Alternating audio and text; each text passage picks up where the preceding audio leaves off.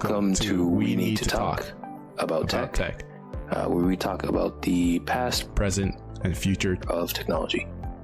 On this week's episode of the podcast, we talk about Tesla firing an employee for posting a driver assist review on YouTube.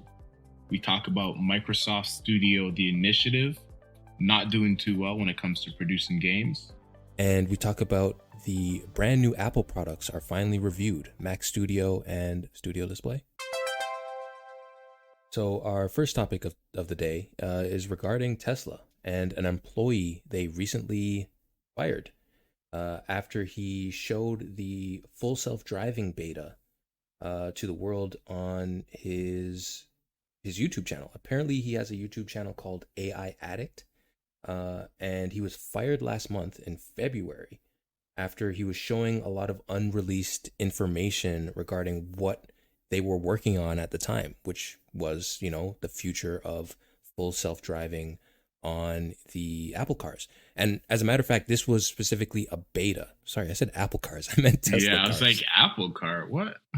Tesla cars. Apple doesn't have a car yet. But he was using a full self-driving beta, which was essentially, I guess, sneak peek on what they were working on. But I imagine anyone who had this enabled on their vehicle probably had to do some kind of non-disclosure or, not go into depth about what was actually involved in this for probably a couple of reasons. Maybe to protect, the future of Tesla self-driving from competitors, because that is a key feature for Tesla vehicles.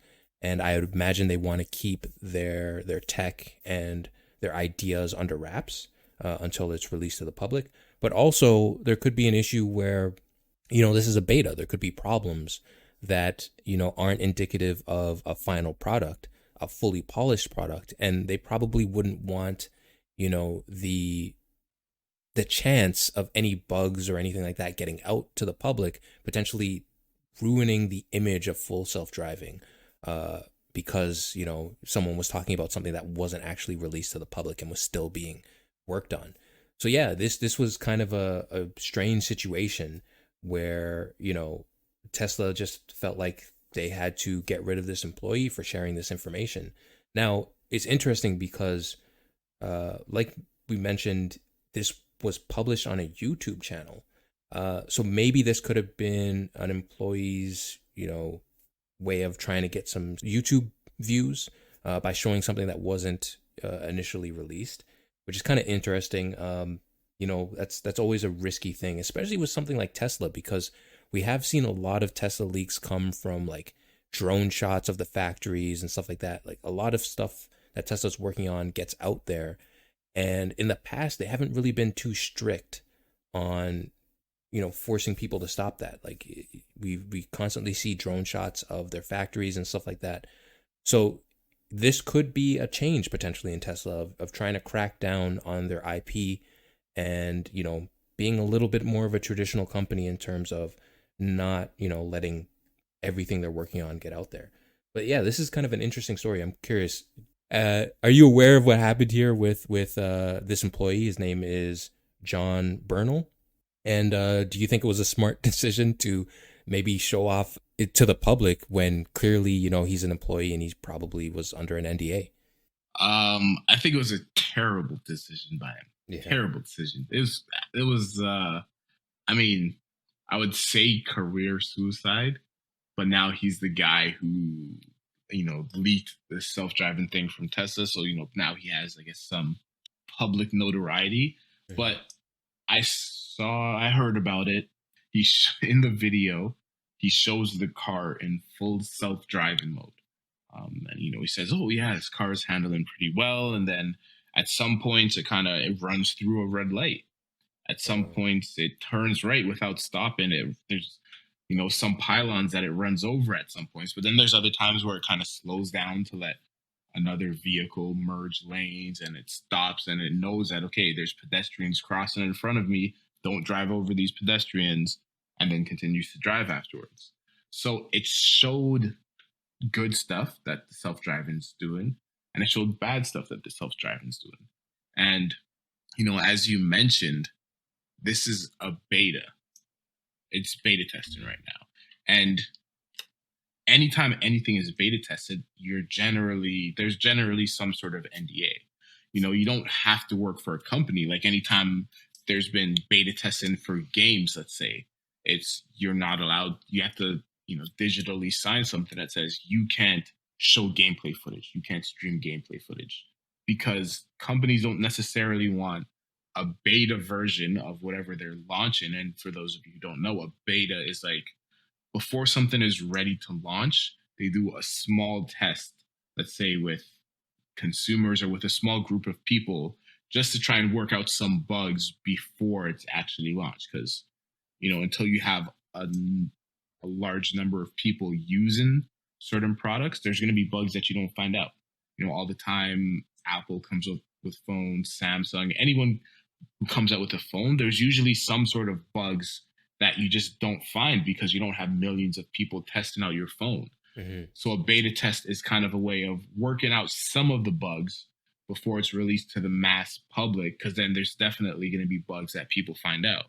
But anyways, generally when there is a beta test of anything, whether it's a car, a phone, or a video game or whatever, there's some sort of NDA that you sign to say, hey, don't show this to the public. This isn't ready yet. We don't want this leaking out.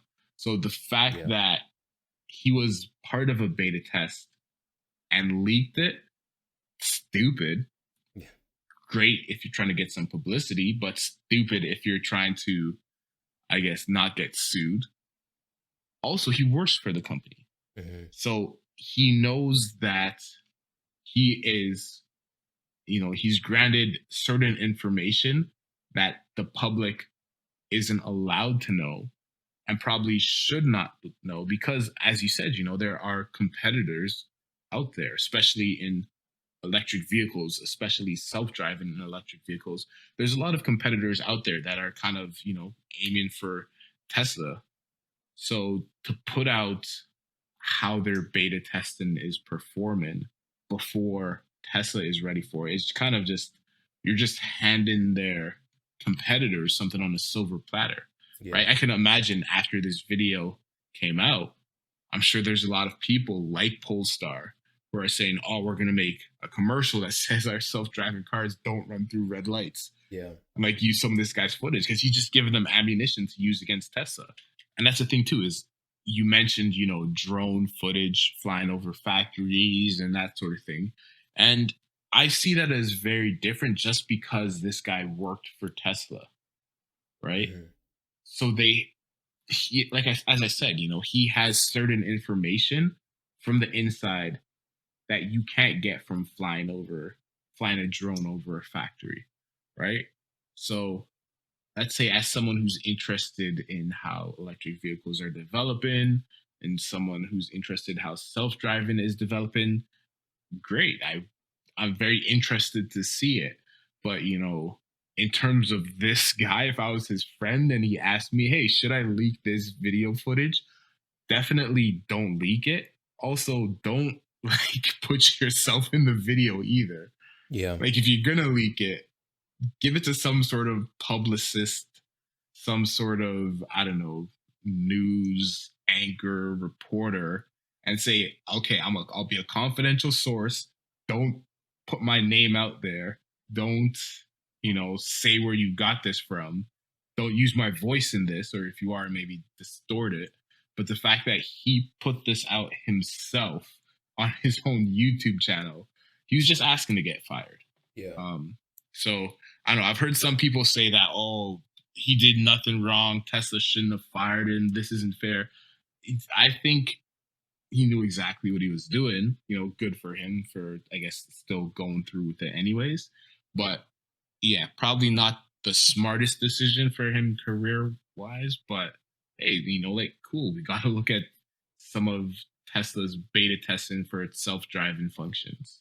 Well, yeah, and I could imagine it was an enticing idea to make videos of this, because I'm just looking at his channel now, and it looks like these videos have been going on for quite a while, and they're kind of popular videos on YouTube. I've seen one before. If I can remember the name of the channel, I'll give it a shout out. But this idea of taking Tesla's FSD self-driving tech to its limits, and you know, seeing where it will fail and where it will succeed compared to, you know, if you're driving on your own, or you know, some competitors' self-driving measures. And it's really fun to watch because, quite frankly, Tesla has marketed their self-driving as autopilot and full self-driving, and you know, it should be able to do everything for you. And seeing how that works, especially if you're a potential buyer, how that works in reality is definitely going to be a huge factor on whether or not you might buy the vehicle. Because especially if you're someone who doesn't enjoy driving, the idea of a car driving for you would sound really enticing, or if you just have really long commutes. So it seems like he's been doing videos like this for a while, stress testing this beta to see how far you could push the cameras and the tech behind these vehicles before they fail. And some of the videos are labeled quite dramatically, like, you know, FSD crash, FSD beta crash and stuff like that. Like, you know, definitely trying to entice people to see the limits of where this thing will fail, which I imagine if you're Tesla, that's not great, because you don't want the narrative of FSD failing to be out there when you're trying to sell a product. But yeah, on the other hand, though, you know, this is something that happened, you know, last month, and we're still getting pretty recent videos on self-driving and beta. So maybe this is something that was filmed probably before the firing, or maybe before they revoked his beta status. But, you know, still continuing to push these videos. And within the last 2 days, I believe managed to gain 5.7 thousand subscribers and counting in the last 2 days, as this, you know, this news kind of caught back up in the news cycle, and, you know, started getting more and more eyes on it. So yeah, who knows? Maybe it could have been a good move of, you know, how to get a bunch of subscribers in a short amount of time, get fired from Tesla, I guess. Yeah.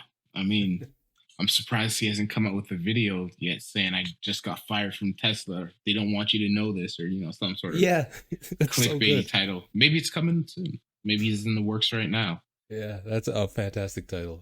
That'll definitely get me to click. Hey, yeah. Just in case he does post it, I want 10% of your revenue off of that video.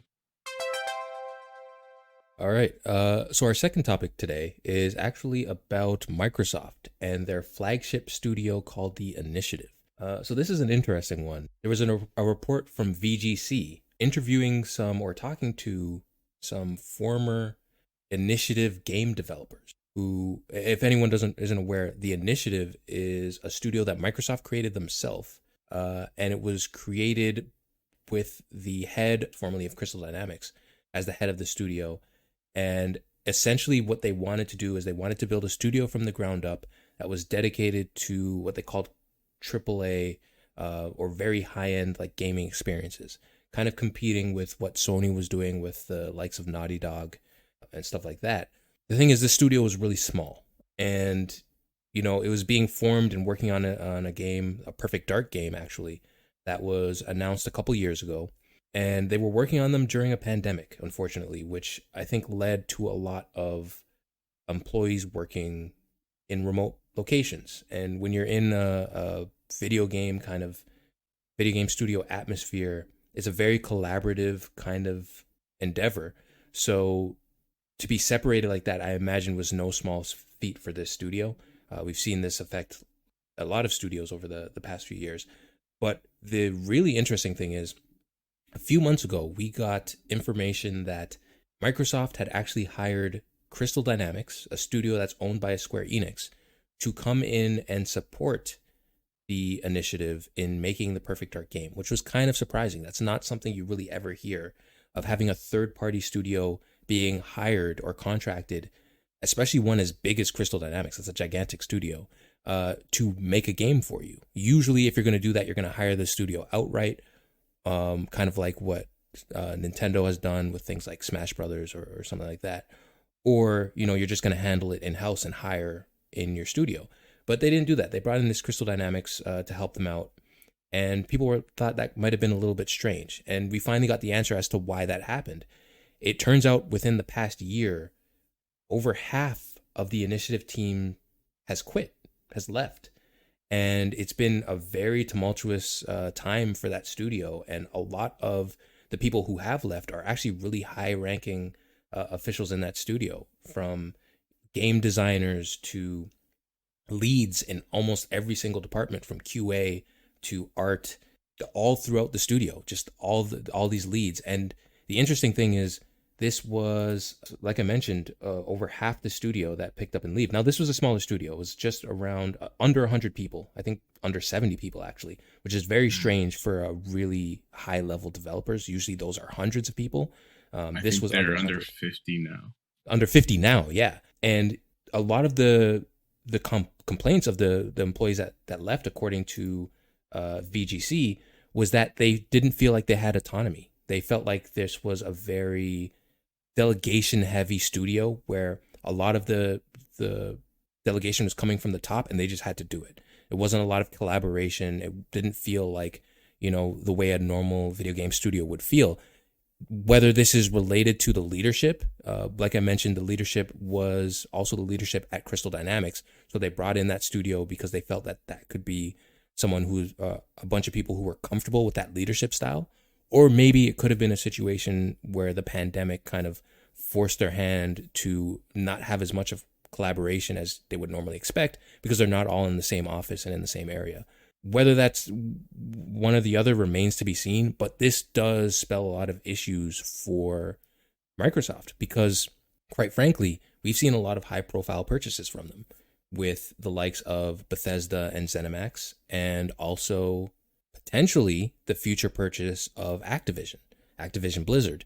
And this was a situation of them building a studio from the ground up, and it doesn't seem to be going so well. So, this could definitely be a situation of showing why it's easier for Microsoft to buy studios, and whether or not companies should be allowed to do this, because maybe they're not putting as much effort into making their homegrown studios as successful as they need to be. But I'm curious, do you have any opinions of this situation in Microsoft?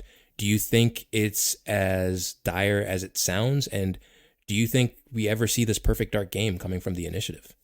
I don't think we ever see this game coming from the initiative. I think it's going to come from, I guess, Square Enix. Mm. But it's interesting to see, and it's kind of funny to see, right, that this seems to be a trend, I would say at least, in the Silicon Valley at large.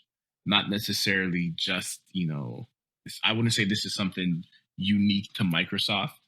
Most, and I could be wrong, it could be a small sample size, but I'd say most successful, let's say, companies, startups in Silicon Valley in tech, they don't have multiple things, I would say at least, that they have grown from the bottom into successful businesses, right? When you look at Microsoft, for instance, like they're what, an operating system, right?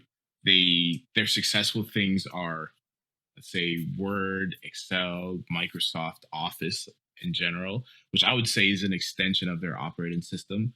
Their most successful thing outside of their operating system and software, I would say, is Xbox. Yeah. Which is kind of, if you think about it, like not necessarily an extension. It's definitely something different than their traditional operating system, but that is rare to see, I would say. The reason I say that is because, when you look at something like Facebook, or formerly, the company formerly known as Facebook, now known as Meta, they developed Facebook, but after that, anything else they've tried to develop or grow from the ground up hasn't really been successful. And where they've been successful is buying other companies that are already successful, right? They bought Instagram, they bought WhatsApp, but when they tried to develop, let's say, those own features outside of these successful companies, no one flocked to them, no one liked them. When you look at, I would say, when you look at most tech companies, there's usually one big thing that they're known for. And then any other things that they have, it's some other company that they bought because they just were more successful than that other company. Yeah. I think it's very hard for lightning to strike twice. That's a good point. Right? When you look at Apple, they're tech products, I would say. And I think everything is an extension of, let's say, their hardware, I guess is the best way to look at it, right? Because that's their one successful thing outside of their hardware. And yeah, they have different types of hardware. They have laptops, they have phones, they have tablets. That's all essentially hardware, right? When you look at their software is successful, yes, but it's strictly on their own hardware, right? It's not like they're selling the at what is it, Apple Pages or Apple numbers. They're not selling that to they're not selling that to companies to use. Yeah. Companies are buying Microsoft Office, their suite of things. Most of Apple's, I guess, what could be seen as enterprise software is strictly on Mac products. And if it wasn't for those Mac products, their software wouldn't be successful. So yeah, I would say it's very hard in tech in general. Maybe this could be not even just tech. This could just be business in general, right? Maybe it's hard, or creativity in general. Maybe it's hard for lightning to strike twice, especially if you're looking at, let's say, branching out into a different industry. I guess is one way to look at it. So I'm not surprised that their gaming studio isn't doing well. I think maybe it's a surprise that in general, gaming has been doing so well for them. But even, we've talked in the past about how Xbox isn't selling how they wanted to, how it has in the past. And we could look at that to say, okay, they were successful with gaming, but now it's coming down to they're becoming a software company once again. Now they're pushing Xbox Game Pass, not just on Xbox consoles, but on Windows consoles. They're branching off to phones, to tablets. So it's coming back to their bread and butter being, okay, we develop good software that people want on their products. That's what Microsoft does. And, the fact that they've been able to keep the hardware side of it afloat for 20 years is, I would say that's pretty impressive. But now they're getting back down to okay, we're making software. Yeah. So I guess as a long roundabout answer, I'm not entirely surprised that their first party game studio isn't doing well. And I think part of why, not just 2021, but just in the past couple of years, they've been buying game studios so frantically is because they've seen the writing on the walls, probably because they've been, seeing it from the inside.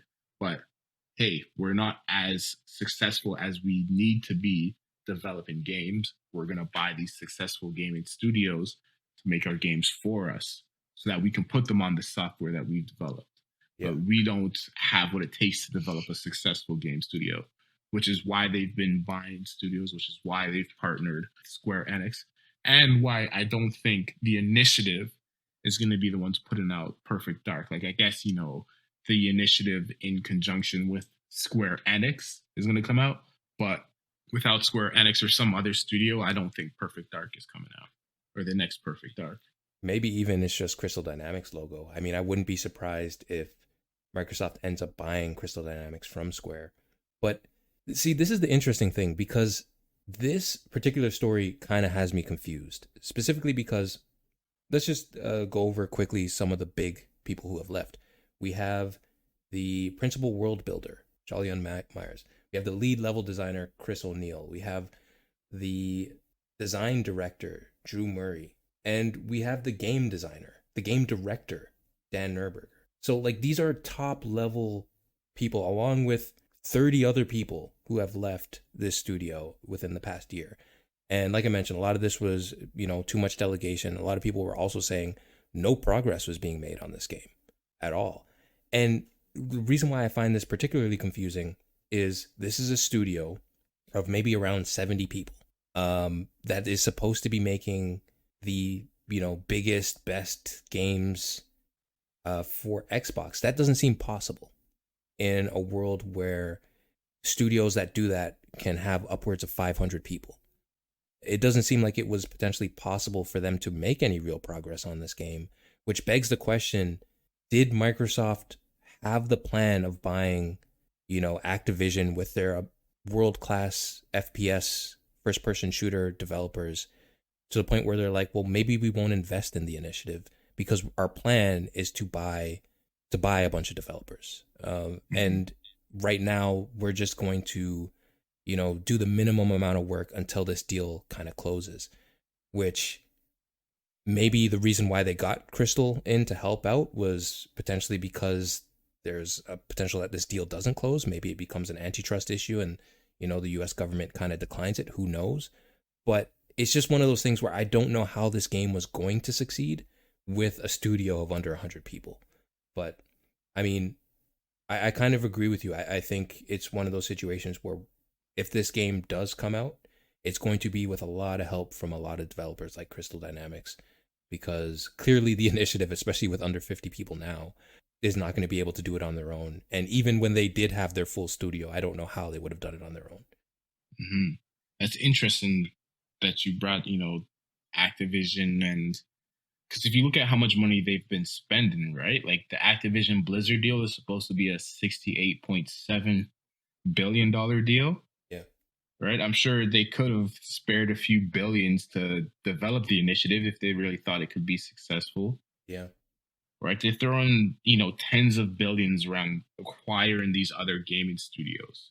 If their focus was on developing, or if they thought, not even if their focus, right? If they thought that they could develop a gaming studio themselves, right? Let's say they spent 80 billion in the past 2 years.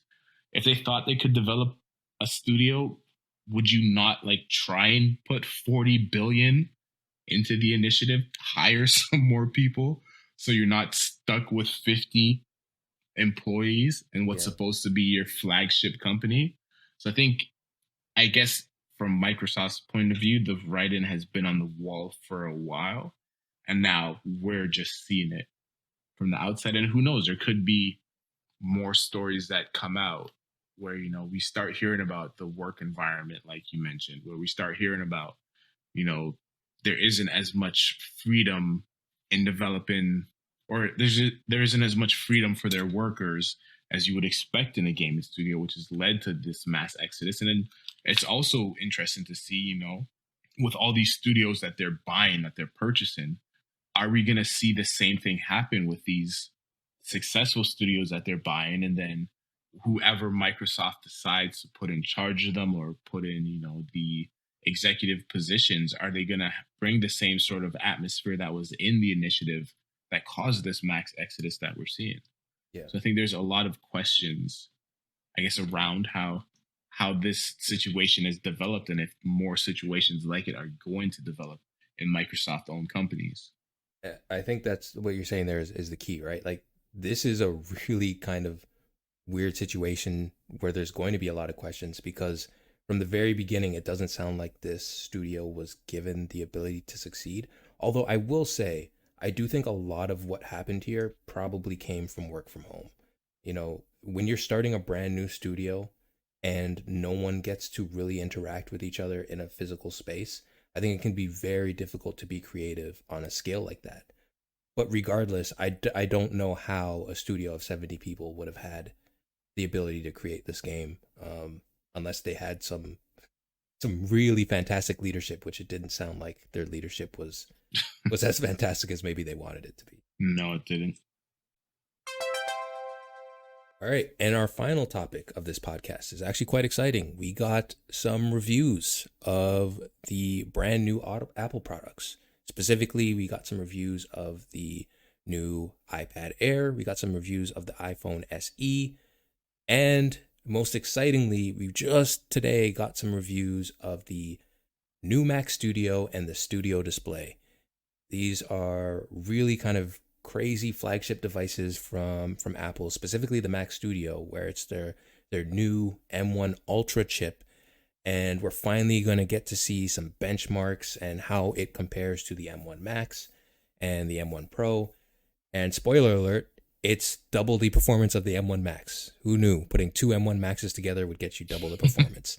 And yeah, it's actually really cool. The reviews specifically for the Mac Studio right now are overwhelmingly positive. People are really happy with this device.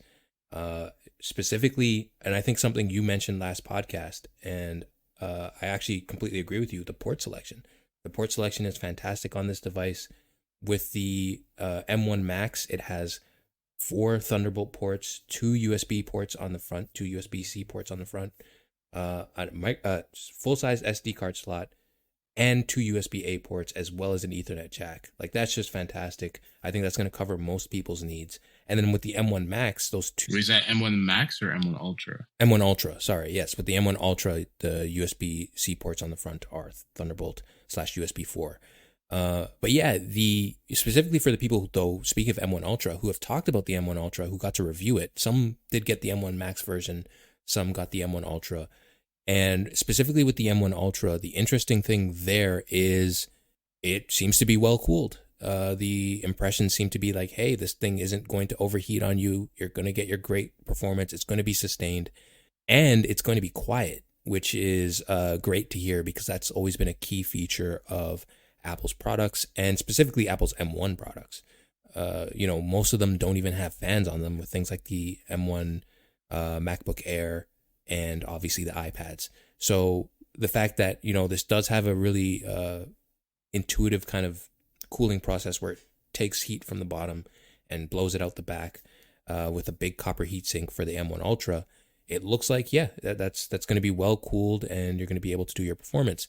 Now, there are still downsides, and I'm actually surprised some reviewers actually brought this up, because it's something we talked about in the last podcast when I went on that rant about how annoyed I was with the event. But, actually some reviewers did bring up the fact that these can't be upgraded, and that's kind of a downside. And I'm kind of glad that that's a part of the narrative, because I do think it's a really big deal breaker, at least for someone like me, where even if I was in a professional environment, I don't know how I could convince either my boss or my employees to invest in a machine this expensive that can't be upgraded, or even something as simple as storage can't be upgraded going down the line. To me, that's like a huge issue. But, they're here. They look great. The studio display also out there. That's a little bit more hit and miss. Some people love it. Some people think it's a little bit overpriced. But overall, the impressions are it's a good display. It's just really expensive. And the iPad Air, similar thing. The Mac Studio, pretty impressive. It's an iPad Air with an M1 chip, and it's pretty much the exact same thing as the old iPad Air, but with a much more powerful chip. And I'm sure people who have workflows where that can be useful, that could be great. I think it makes a lot of people wish for macOS on iPads, like we've talked about in the past on this podcast. But yeah, that's also kind of cool to see. I think. I'm kind of curious to hear your impressions of the iPad Air and all these other devices, because, you've been in the Apple ecosystem in the past. You've used iPhones, you use iPads, you use Mac computers. How do you feel about this new kind of trajectory for Apple, and which one of these products interests you the most?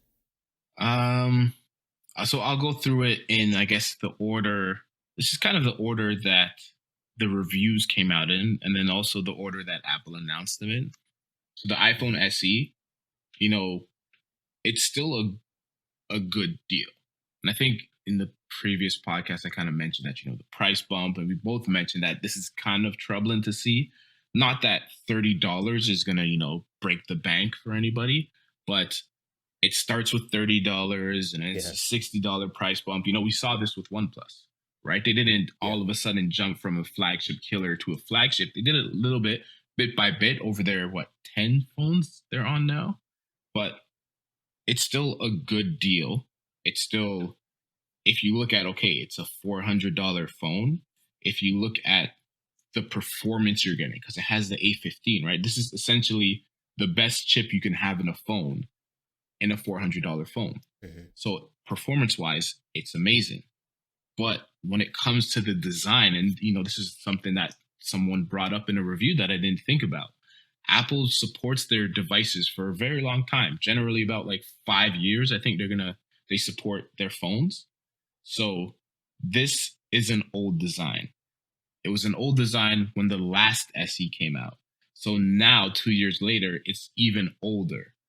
Let's say this phone lasts for 5 years, and I know some people are probably going to have it longer than 5 years. By the time it gets to 5 years from now, this is going to look that much more outdated than it already does. Yeah. Right? When you compare this $400 phone to other $400 budget friendly phones, right? They have bigger and better screens. They have smaller bezels. They have not necessarily better cameras, but they have more cameras. They have much better battery life. So the fact that like this phone technically isn't even out yet, and it's already very outdated design wise, I'm just worried about what it's going to look like in 5 years, which is kind of, it's nice that they support their products for so long and that their products work for so long. But then it's also like, you're really setting people up to be unhappy with this in 5 years from now. But that's a problem for 5 years. When it comes to the iPad Air, as we said before, as we've said multiple times, I think the iPad Air is the best all-around tablet that Apple offers. When you look at the form factor in terms of the size, when you look at the design, when you look at the features, I think this is the best tablet. I thought it was the best tablet before they put the M1 in it. Now that they've put the M1 in it, it's that much better. It makes every other iPad, like, I mean, obviously it depends on the budget, right? $600 isn't cheap for a tablet. You can definitely get cheaper tablets out there. You can definitely get cheaper tablets from Apple. But I think in terms of what you get for what you pay, I think the iPad Air is in that sweet spot where it's sort of premium, but not super premium where you're spending like $1,000 for a tablet. And like you said, what are they waiting for now with this iPad OS? Right now, what, 3 out of your 5 tablets have an M1 chip in it, have the same chip that, you know, powers your MacBooks, powers your Mac Mini, powers your iMac. The same chip, and actually a better chip than is in the iMac and some of the entry-level MacBooks. So what are you waiting for? Give us Mac OS on the iPads. Like, it can handle it. It can definitely handle it now. We have M1s in them. So yeah, I don't know. I think Apple's just stuck in their ways.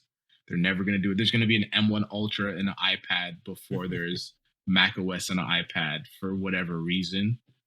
We might even get M1 Ultra and an iPhone before we get Mac OS on an iPad. But I think it was a great device before. I think the iPad Air was a great device before. I think it's an even greater device now.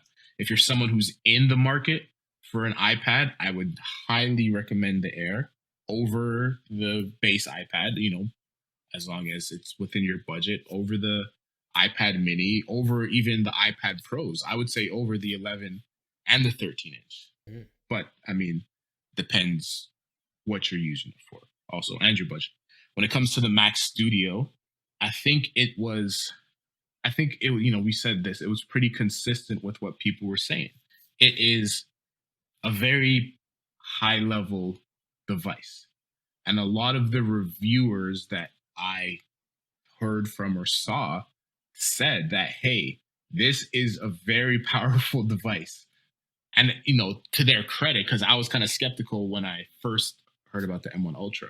You know, I was like, oh, everyone was raving about M1, and then they raved about M1 Pro and M1 Max, and then what? Now they're gonna rave about M1 Ultra again. And like, how many times can your workflow be changed? But to their credit, a lot of the people that I watched, at least, and I saw the reviews, they said, hey, this is very powerful. This is more powerful than I need. Like, most people don't need this. Most people won't even get the full usefulness out of this. And I'm glad that was how a lot of people started off their reviews, saying, hey, yeah, this is super powerful, but you don't need this power. I don't need this power. And these are people who, you know, run media companies and who do graphical editing. Not everyone needs this device, but I guess it's not designed for everyone. And it's very interesting too, because there are some things like Dave 2D, for instance. He's a YouTuber who does a lot of graphical editing, right? He brought up an interesting point, which not everyone would even consider, right? There are some apps, components, effects in apps, like in Adobe, I think Illustrator he was using, that use a lot of single threaded performance in order to run their apps. M1 processors in general, whether it's M1, M1 Pro, M1 Max, M1 Ultra, don't have the best single threaded performance. So as powerful as this chip can be, because it's not designed to have great single threaded performance, there are certain aspects with, let's say, Adobe Illustrator that it just bogs down on and it lags on. Even though you can have double the power of an M1 Max, if your chip is designed in a certain way that doesn't, isn't conducive with the apps or the tools that you're using, it's not going to be a great experience for you, which is something that was very interesting to see and that I wouldn't think of. I would think, oh yeah, anyone doing any sort of graphic work is going to benefit from this. Another thing too, that this is from The Verge's review, right? They as in Apple was claiming, oh, it's going to outperform this and it's going to outperform a 3090. But hey, The Verge happened to has a few 3090s and they compared it in a lot of benchmarks to the M1 Ultra. And they were saying, well, no, that's a complete lie. The M1 Ultra is getting blown out of the water by the 3090.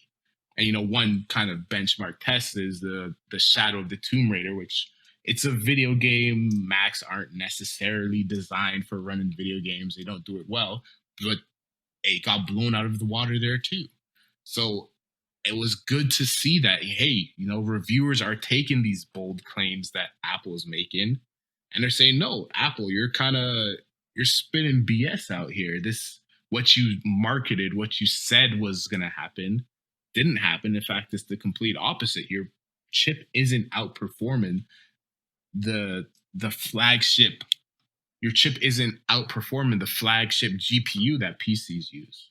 Another interesting thing that they said too, because The Verge had M1 Max powered Mac Studio and an M1 Ultra powered Mac Studio. So they had both of the versions of the Mac Studio. And they said that, yeah, hey, the M1 Ultra, in the stuff that they were doing, in the rendering, in the benchmarks, the M1 Ultra definitely outperforms the Mac Studio. But in the tests that we're doing, we're not getting double the performance. It's a marginal improvement. It's, there's a statistically significant difference, but we wouldn't say it's double the performance. And we also wouldn't say it's $2,000 more performance, because that's the difference between the M1 Max version and the M1 Ultra version.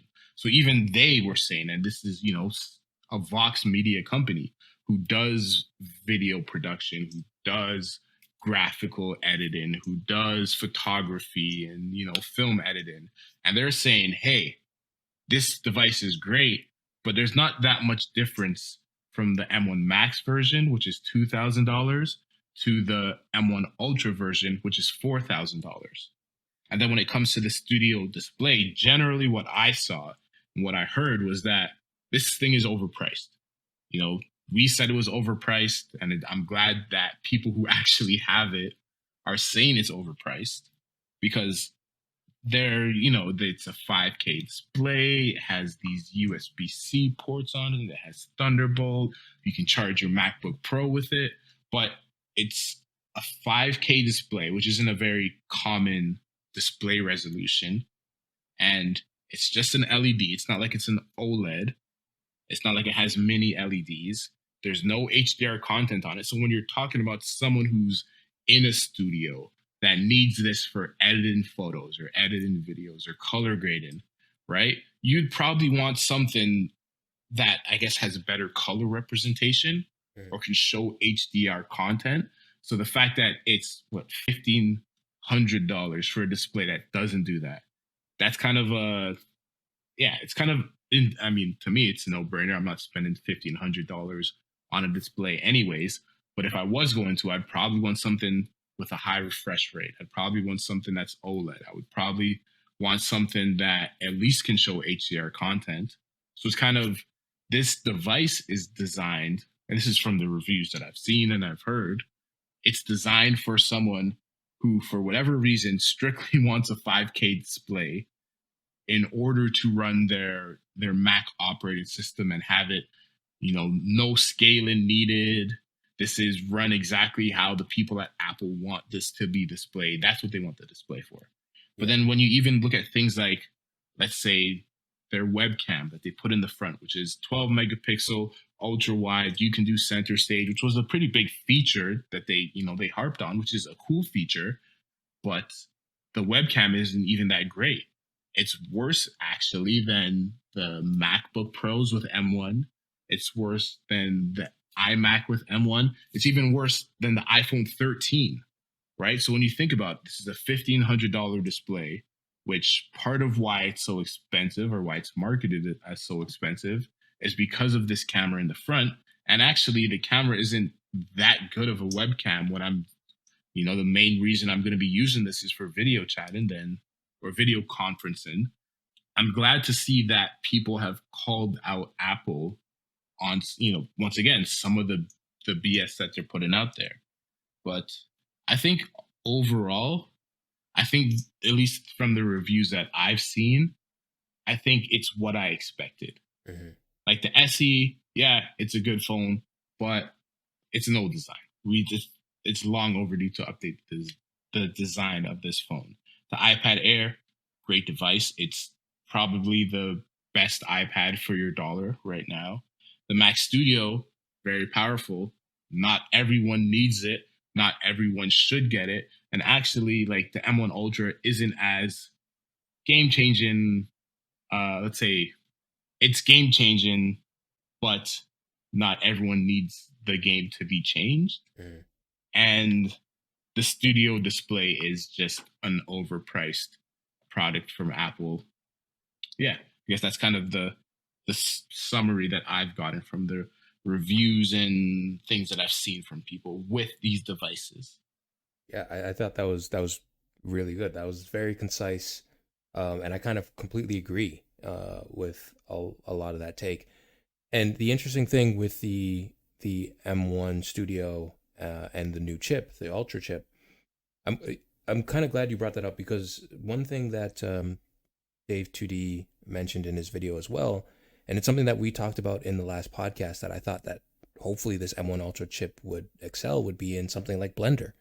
And he mentioned that, no, this chip is actually not great in Blender and is getting destroyed, like you mentioned, by 3090s, which Apple specifically kind of compared to, which I'm with you. That doesn't surprise me, because they said the same thing about M1 Pro and M1 Max, comparing it to 3080s and 3080 Ti's, and that was also untrue. So it was kind of a pattern for that.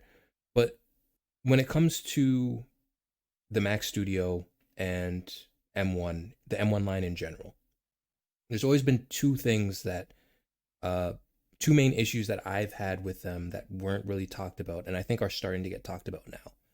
And that is M1, like you mentioned, single core performance. It's good, but it doesn't scale the way it does with multi-core. Generally, M1 Basic, the M1 Pro, and the M1 Max, single core performance is going to be nearly identical across the line. It's the multi-core performance and the GPU performance where you're going to start to see that increase. So specifically, if you're in a non-multi-threaded workflow, you're going to get almost no performance upgrades from going from a basic level M1 to an M1 Ultra, which is a little bit of a shame, right? Generally in the x86 architecture, when you get a processor like, for example, an i3 to an i9, you're going to get faster clock speeds. But this is all different architecture, right? So things are going to be different. But when it comes to M1, I think the key is these products, this chip in particular, this entire line is great if it works for you. But the problem is, because it's ARM, because it's not x86, it's ARM, and not everything is translated to this new architecture, and because it's specifically designed for multi-threaded workflows. If neither of those two things fall into your workflow, this chip probably isn't going to be great for you. And I think that's the reality that people are starting to see now. And it's going to be interesting to see how Apple responds to that. Do they give you more options with a Pro? Do they try to, I think before they even come out with a Pro, they have to get on developers to make their software, get Metal API integrated into these things so that these GPUs can be used to their full potential. And 2, make sure that you are optimizing your programs for M1, because if developers don't do that, I mean, it's going to be a powerful machine that you can't really do much with, right? But yeah, but regardless, if you're someone who lives in the Apple ecosystem, you use Final Cut, and you know, I could imagine the Studio and the M1 Max and M1 Ultra are going to be great. And one cool thing, and this is one thing I'll really commend Apple for. Once again, we talked about how great the ports are on this new Studio, but it's considerably cheaper to get identically spec'd M1 Max Studio than it is for an M1 Max Mac Pro, which I think is a really cool thing to see. Generally, when Apple releases a new product, it's going to be more expensive than the other ones, which wouldn't make much sense because obviously a laptop comes with a screen and a keyboard, and the Mac Studio doesn't come with any of that. But yeah, you can save over $1,000, sometimes upwards to $2,000 on a similarly spec'd M1 Max Studio compared to the M1 Mac Pro, which I think is great because it gives someone who can use these machines effectively more options at different price points, which I think is great. Yeah, that is something good that they do. Guess any closing statements? No, it's just it's cool to see that we're gonna finally get these reviews for these products, or we have finally gotten the reviews for these products. One thing I'm really, really excited to see is a teardown of the Mac Studio. I want to know how they put this thing together, because I think you brought up in a conversation we had in the past about what you thought the Mac Pro might look like, the next version of the Mac Pro, where potentially you could, you know, swap out entire boards and upgrade them if you need to, which I really hope it's something that they do. I'm kind of curious to see if they lay the groundwork in the teardown of this thing. But yeah, that's just something I'm really curious to see. Yeah. I'm looking forward to Jerry Rig getting, or I guess Zach from Jerry Rig Everything getting his hands on one. Deeper grooves at level 7. I guess so, yeah. Take it easy, everyone in podcast land. Catch you in the next episode.